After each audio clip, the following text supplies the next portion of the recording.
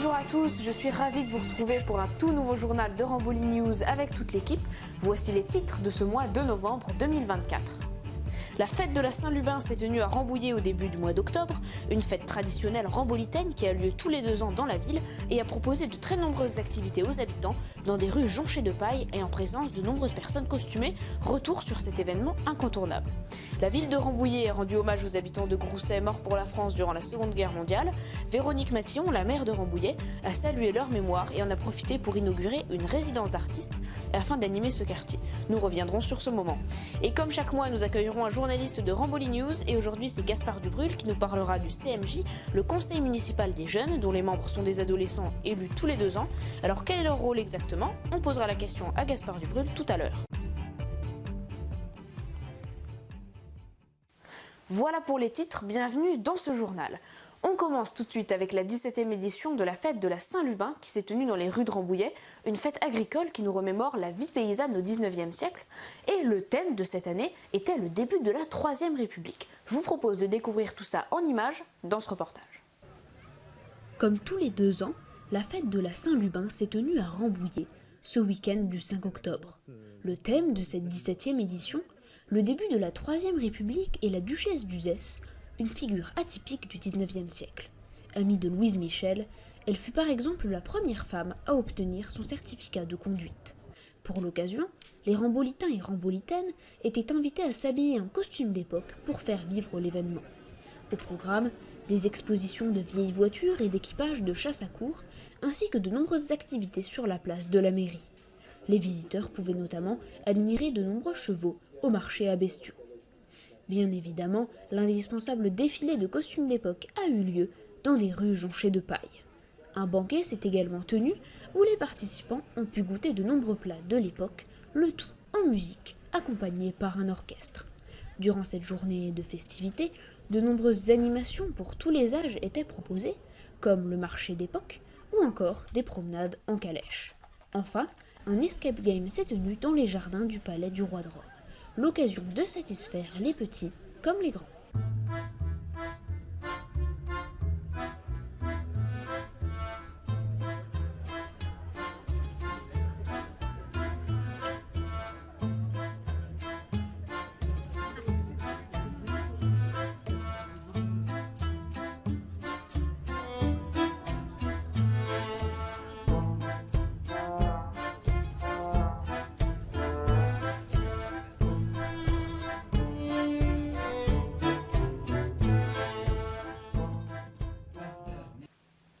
Le samedi 14 septembre s'est tenue une commémoration dans le quartier du Général Estienne, au pied de la stèle qui rend hommage aux enfants de Grousset morts pour la France durant la Seconde Guerre mondiale. Un devoir de mémoire qui a été accompli par la maire de Rambouillet, Véronique Matillon, et par les autorités civiles et militaires. L'occasion d'inaugurer après la cérémonie une résidence d'artistes dans le quartier de Grousset. Regardez. Ce samedi 14 septembre 2024 s'est tenu un hommage aux habitants de Grousset morts pour la France. Une commémoration a eu lieu rue de Grousset, à l'entrée du quartier du Général Estienne, au pied de la stèle qui rend hommage aux enfants de Grousset tombés pendant la guerre. Particulièrement touchée pendant les 2 guerres mondiales, la ville de Rambouillet organise régulièrement des cérémonies pour honorer la mémoire des rambolitains et rambolitaines tombés pour défendre la France et ses valeurs. Après le discours de la maire de Rambouillet, Véronique Matillon, les autorités civiles et militaires ont salué les porte-drapeaux présents pour l'occasion. Puis, un cortège s'est formé et est parti en direction du quartier de Grousset pour la fête de la Saint-Louis, célébrée chaque année. Pour l'occasion, une résidence d'artistes a été inaugurée dans le quartier, dans le but d'apporter de l'art dans ce quartier, comme l'a rappelé Véronique Matillon. Après un bref discours de sa part et des personnes à l'origine du projet, un verre de l'amitié a été servi, l'occasion de discuter avec les habitants et de faire quelques photos avec des enfants du quartier. Une matinée mémorable placée sous le signe de l'art et de la mémoire. Cette année, la rentrée des classes, c'était le 2 septembre, mais avant de reprendre le chemin de l'école, les petits comme les grands ont pu se détendre une dernière fois devant le pôle culturel de la Lanterne, à l'occasion de la rentrée des petites lanternes. De nombreuses animations pour tous les âges étaient proposées au public, et certaines plus étonnantes que les autres. Regardez ce reportage. En cette veille de rentrée scolaire 2024, Tous les enfants rêvent d'un dernier moment de détente avant de reprendre le chemin de l'école. Et cette opportunité s'est présentée avec la rentrée des petites lanternes, un événement organisé sur la place Thomé Patenôtre à Rambouillet. On pouvait y retrouver de nombreuses attractions, comme par exemple ce manège, pour le moins atypique, où les enfants sont entourés par de nombreuses représentations d'animaux de toutes sortes, mais également des activités ouvertes à tous les âges, où parents et enfants peuvent s'amuser ensemble, entre des roues musicales, des jeux de société et même un espace détente et lecture. L'une des curiosités de cette journée était sans doute cette étrange machine. Vous connaissiez le photomaton? Eh bien voici le chronomaton, qui réalise un croquis de vous au lieu d'une photo, et le résultat est, pour ainsi dire, original. Les activités battent leur plein quand soudain retentit une étrange musique.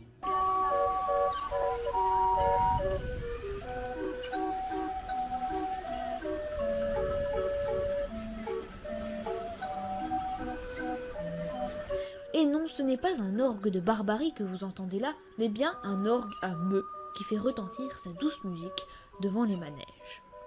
La suite du programme en soirée, un bal hip-hop géant accompagné par des danseurs professionnels, une bonne occasion de terminer les festivités en beauté et de se permettre un dernier moment de détente avant la reprise.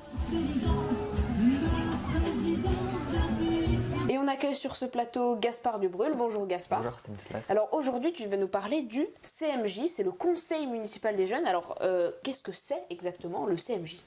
Alors le CMJ, c'est du coup on est élu pour un mandat de 2 ans. On porte du coup les projets des jeunes de Rambouillet. Ça peut être un projet du coup qu'on porte avec un petit groupe ou tout seul, ou alors tout le CMJ qui va porter un projet. Et comment ils sont élus les jeunes du CMJ et combien vous êtes d'ailleurs? Alors on est élu, du coup je l'ai dit pour 2 ans. Donc chaque collège a une liste de 4 membres je crois. Et du coup au final on est 16. Et donc il y a un vote dans chaque collège? Dans chaque collège, voilà. Il peut y avoir il faut être 4 pour se présenter. Et du coup, dès qu'on est 4, ça fait une liste. D'accord. Et on peut être 2-3 listes. Voilà. Et donc ça fait ça, tous les jeunes élus forment le conseil municipal des jeunes.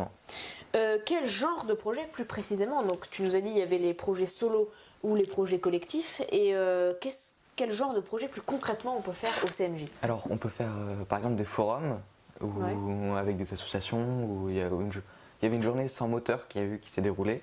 On avait toute la rue Charles de Gaulle était fermée. Et du coup, il y avait des stands où on pouvait faire des jeux pour les enfants. Il y avait la police qui sensibilisait.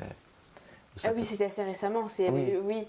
Et donc ça, c'était quelque chose pour la sécurité routière, pour les enfants qui a été fait. Et ça a été organisé par le CMJ, par exemple. Oui, c'est exact. D'accord. Au-delà des forums, ou des projets comme ça qui sont juste sur 1 ou 2 journées, on peut aussi créer des projets qui sont plus longs sur le long terme, donc des bâtiments, ça peut être un skatepark, ça peut être un centre de loisirs. Et donc c'est des projets qui sont ce genre de projet, il y en a qui sont en cours actuellement? Oui. Parce qu'on précise, tu es au conseil municipal des jeunes, au comité consultatif des jeunes. Justement. Alors on va en parler, parce que si cette expérience plaît aux jeunes, ils ont la possibilité au terme de leurs 2 ans mandat, si je puis dire, de continuer l'aventure en passant dans un organisme supérieur qui est le comité consultatif des jeunes, le CCJ. Alors, concrètement, parce que j'ai du mal à visualiser, c'est quoi la différence entre le CMJ et le CCJ? La différence, elle est surtout sur l'âge, parce que au CMJ, du coup, ça va de la 5e à la 2e quand on est en fin de mandat, alors que le CCJ, c'est du coup à partir de 14 ans. Ouais. Et ça va, après on peut continuer assez longtemps jusqu'à ce qu'on peut, soit jusqu'à ce que généralement on part quand on fait nos études, ou il y a des anciens membres du CCJ qui sont au conseil municipal actuellement. Ah oui. Parce que c'est assez vieux le CCJ, c'est, je sais pas exactement la date, mais c'était un peu avant les années 2000 je crois. Ah ouais, et donc c'est assez formateur parce que ça peut donner des vocations aux gens et leur donner envie de participer à la vie communale. Et puis ça montre comment est-ce qu'un projet est créé aussi, toutes les étapes, l'écriture, la présentation du conseil municipal, le budget. Et ça montre que c'est pas si simple que ça, surtout, que ça prend du temps. Merci beaucoup Gaspard pour toutes ces précisions et on se retrouve très bientôt sur Ramboli News. Vous en avez forcément déjà mangé dans votre vie et même si vous ne les aimez pas, on les retrouve partout en France et certaines régions en ont même fait leur spécialité. Les fromages sont indissociables de la gastronomie française et à eux seuls, ils représentent 8,9 milliards d'euros dans les grandes et moyennes surfaces. Alors nous sommes allés à la rencontre de Ludovic Bizot, fromager et meilleur ouvrier de France. Je vous laisse voir ce reportage.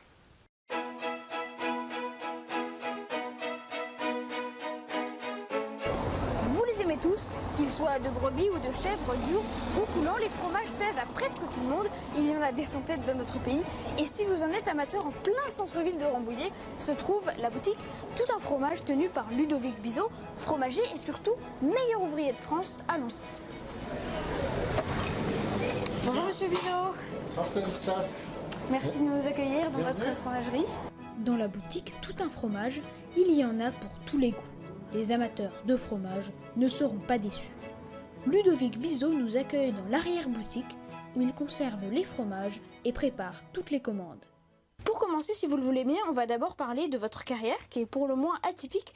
Avant d'être fromager, vous étiez cadre professionnel dans une entreprise et puis vous avez décidé de changer de profession. Qu'est-ce qui vous a poussé à vous tourner vers d'autres horizons ? J'ai toujours adoré le fromage.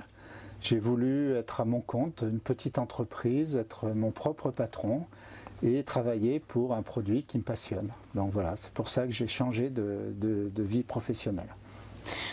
Vous avez commencé par un stage à la Fédération des fromagers de France. Et quel a été votre parcours après jusqu'à vous installer ici à Rambouillet ? J'ai fait une courte formation et en même temps j'ai cherché un magasin à reprendre. Et j'ai trouvé à Rambouillet un petit magasin, donc petit, donc pas trop, un investissement assez limité, à des gens qui partaient à la retraite. Donc c'était parfait. Et donc à la suite de ma formation, on a fait affaire avec ces gens qui partaient à la retraite et j'ai travaillé 2 mois avec eux. Ils ont fini ma formation sur place ici avant que je reprenne la boutique. Après avoir acheté cette crèmerie à Rambouillet, vous avez donc installé votre boutique et 3 ans plus tard, vous décrochez le titre de meilleur ouvrier de France, ce qui est rare pour une personne reconvertie entre guillemets. Qu'est-ce qui vous a donné envie de participer à ce concours de meilleur ouvrier de France ? Alors c'était 5 ans plus tard, j'ai commencé en 2010, le concours c'était en 2015, mais là où tu as raison sur les 3 ans, c'est que je me suis inscrit au concours en 2013 et ensuite j'ai entamé une phase de préparation de 2 ans. Et qu'est-ce qui m'a motivé ? C'était d'avoir un petit défi personnel, de ne pas me laisser gagner par une certaine routine du commerce, d'avoir un petit challenge. Alors ce n'était pas pour développer l'entreprise ou forcément, ce n'est pas pour faire fortune, etc. Mais c'était pour avoir une raison de plus de se lever le matin et de progresser dans mon métier. En quoi consiste ce concours et quelles sont les étapes et le cheminement pour décrocher ce titre de meilleur ouvrier de France ? Le concours a lieu tous les 4 ans, mais le processus du concours dure un peu plus d'1 an, presque 18 mois, en plusieurs tours. Et en tout, il y a 13 épreuves à passer, avec des qualifications, une finale. Et les 13 épreuves balayent tous les savoir-faire du métier, de dégustation, d'affinage, de présentation, de mise en valeur des produits, de connaissances techniques. Donc c'est tout cet ensemble qui fait le concours et qui fait qu'à la fin, on a une note avec des coefficients, un peu comme au bac, pour gagner. Voilà. En 2013, Ludovic Bizot organise le tournoi Roland Clacos, une parodie du tournoi de tennis français. Le principe est simple, les gens votent pour différents fromages et un seul remporte le tournoi. Le fromager a même créé un site internet où il a inventé un passé prestigieux pour le tournoi.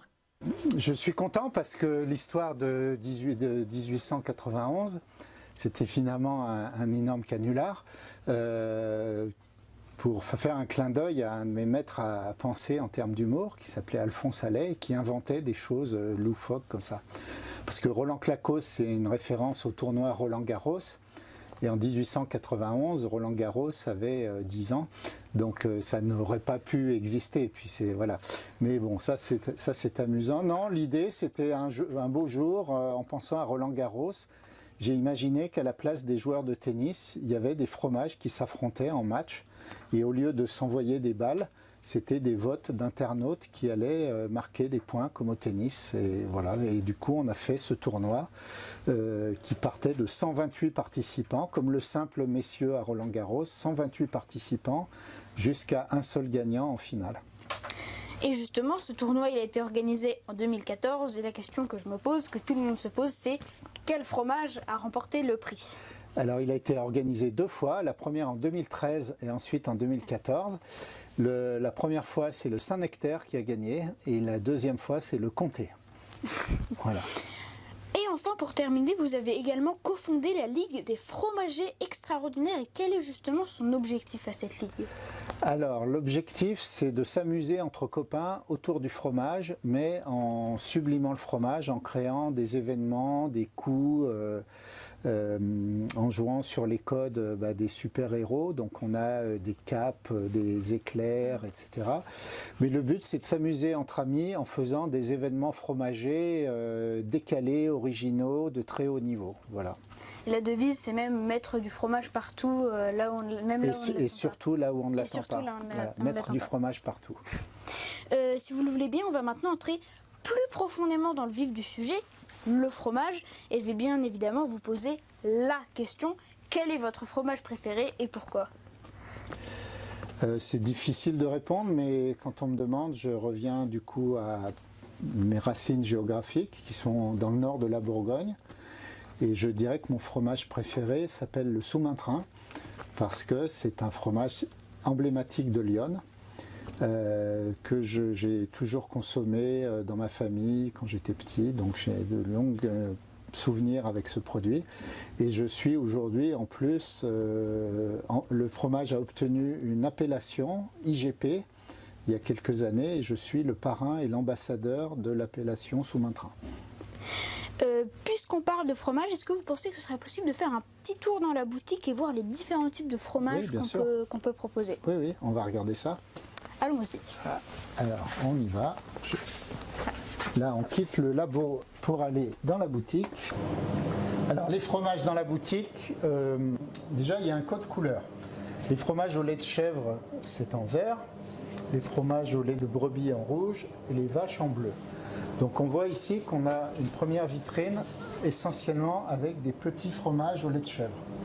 Ensuite on a quelques brebis à pâte molle, notamment pas mal de fromages de Corse qui est un très beau terroir fromager en Ici dans cette armoire où on stocke, où on a des fromages à pâte dure, on a les pâtes pressées cuites, notamment le comté, le Beaufort, les fromages suisses, les auvergnats, Cantal, Salaire, et puis l'étage du bas, c'est principalement des tomes de brebis.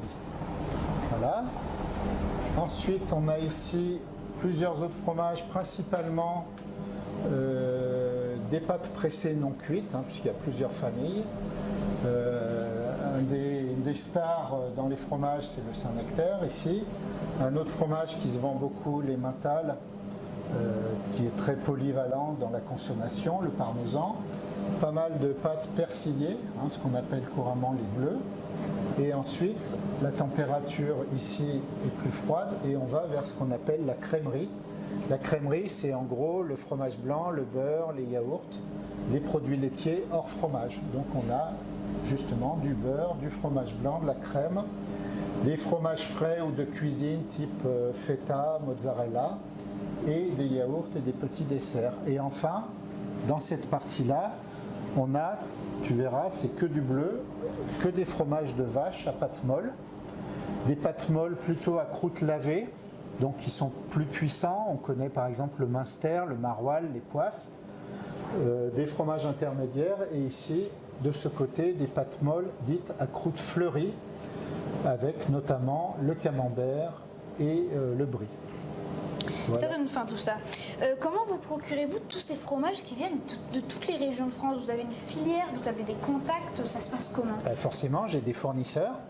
Certains fournisseurs nous livrent directement et la plupart des fabricants de fromage expédient leur production sur un marché de gros qui en région parisienne s'appelle le marché de Rungis. Et c'est là que tous les détaillants, les commerçants comme moi, vont trouver des produits de partout pour s'approvisionner. Pour terminer, Monsieur Bizot, je me demandais, est-ce que je pourrais goûter un morceau de mental?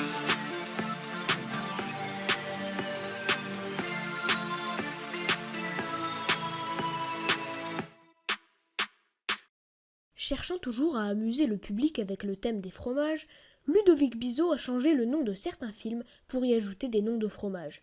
Citons par exemple Le Minster de la Chambre jaune ou encore Abondance avec les loups. La boutique Tout un fromage est ouverte du mardi au dimanche. N'hésitez pas à aller vous renseigner sur le site toutunfromage.com. Merci beaucoup, Monsieur Bizot, de nous avoir accueillis dans votre fromagerie, de m'avoir fait goûter ce morceau d'emmental et merci, bravo pour votre travail. Merci beaucoup, bienvenue encore Stanislas et vive le fromage. Voilà, allez. C'est la fin de cette édition, merci de nous avoir suivis. Je vous donne rendez-vous le mois prochain avec toute l'équipe pour un nouveau journal. En attendant, vous pouvez nous retrouver sur notre site internet rambolynews.fr ou en scannant le QR code qui s'affiche sur votre écran. A très bientôt sur Ramboly News.